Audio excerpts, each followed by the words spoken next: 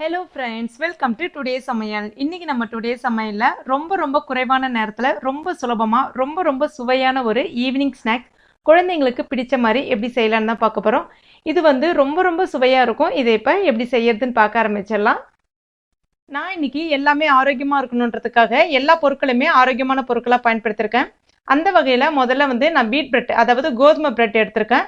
ஒரு 5 போல் எடுத்திருக்கேன். உங்களுக்கு இந்த கோதுமை பிரெட் கிடைக்கல அப்படின்னா நீங்கள் நார்மலாக அந்த ஒயிட் பிரெட், அதாவது மைதா பிரெட் இருக்கு இல்லையா, அதை கூட வாங்கி பயன்படுத்திக்கலாம்.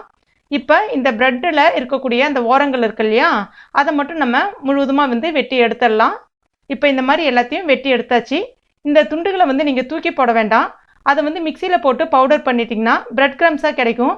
இதை நீங்கள் கட்லெட் செய்யறதுக்கோ இல்லைனா வந்து ஏதாவது பொரியல் செய்கிறீங்க அப்படின்னா கடைசியாக இதை கொஞ்சம் தூவிட்டு இறக்குனீங்கன்னா ரொம்ப சுவையாக இருக்கும். இப்போ இந்த பிரெட்டை நம்ம 1 இன்ச்சு சைஸில் நீல வாக்கில் இந்த மாதிரி வந்து வெட்டி எடுத்துக்கணும். கொஞ்சம் உடையாமல் பார்த்து நல்ல நீல வாக்கில் அழகாக வெட்டி எடுத்துக்கங்க. இப்போ இந்த மாதிரி அடுத்ததாக ஒரு பாத்திரத்தில் 3/4 கப் போல் நான் நாட்டு சர்க்கரை சேர்க்குறேன். உங்ககிட்ட நாட்டு சர்க்கரை இல்லைன்னா நீங்கள் நம்ம நார்மலாக பயன்படுத்தக்கூடிய அந்த வெள்ளை சர்க்கரை கூட பயன்படுத்திக்கலாம். கூடவே அதே அளவுக்கு 3/4 கப் போல் தண்ணீர் சேர்த்துக்கலாம். இது நல்லா கொதிக்கட்டும். இது கொதிச்சு வர்றதுக்கு ஒரு 5 நிமிஷம் போல் எடுத்துக்கும். இது ரொம்ப பாகாலாம் ஆக வேணாம். உங்களுக்கு கொஞ்சம் ஒரு பிசுபிசுப்பு தன்மை வர்ற அளவுக்கு மட்டும் கொதிக்க விட்டால் போதும். இதில் வந்து நேச்சுரலாகவே ஒரு இந்த சுக்கு ஸ்மெல் கொஞ்சம் வரும். அதனால் நான் இதில் ஏலக்காய் பொடி எதுவும் சேர்க்கல. நீங்கள் வெள்ளை சக்கரை பயன்படுத்துகிறீங்கன்னா கொஞ்சமாக ஏலக்காய் பொடி சேர்த்துங்க. அது இன்னும் நல்ல மணமாகவும் சுவையாகவும் இருக்கும். இப்போ இந்த பதத்துக்கு இது வந்து நல்லா கொதிச்சு வரணும். இப்போ இதை நம்ம எடுத்து எட்ட வச்சிடலாம். அடுத்ததாக ஒரு கடாயில் நான் எண்ணெயை சூடு பண்ணி வச்சுருக்கேன். நான் இன்றைக்கி கடலை எண்ணெய் தான் பயன்படுத்துகிறேன்.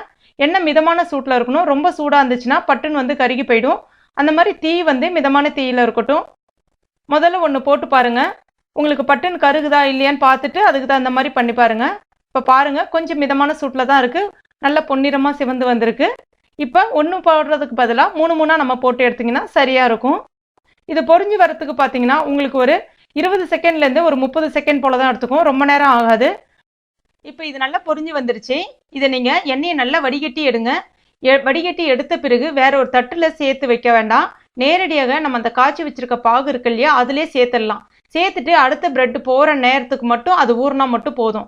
அதாவது ரொம்ப நேரம் ஊற வேணாம். அந்த மாதிரி ரொம்ப நேரம் ஊறிச்சு அப்படின்னா உங்களுக்கு பாகு ரொம்ப உரிய ஆரம்பிச்சிடும். அதாவது ஒரு 20 செகண்ட் போல் ஊறின பிறகு நீங்கள் எடுத்துடலாம். அதுக்கு அடுத்ததான் நீங்கள் போட்டதை மறுபடியும் வேற அந்த இதிலே வந்து சேர்த்துடலாம். இந்த மாதிரி சேர்க்கும் போது பார்த்தீங்கன்னா உங்களுக்கு பாகு வந்து நிறைய மிச்சமாகும்.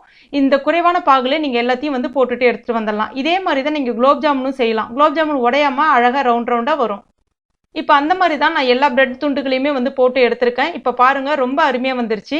இது நான் இன்னைக்கு நாட்டு சர்க்கரையில் பயன்படுத்தி செஞ்சுருக்கிறதுனால உங்களுடைய இந்த கலர் வந்து பார்த்தீங்கன்னா உங்களுக்கு அந்த கொஞ்சம் டார்க் ப்ரௌன் கலரில் இருக்கிற மாதிரி இருக்குது. இதுவே நீங்கள் வெள்ளை சர்க்கரை பயன்படுத்திருந்தீங்கன்னா உங்களுக்கு அந்த பொரிச்சு எடுக்கும்போது என்ன கலர் இருந்துச்சோ அதே கலரே இருக்கும்.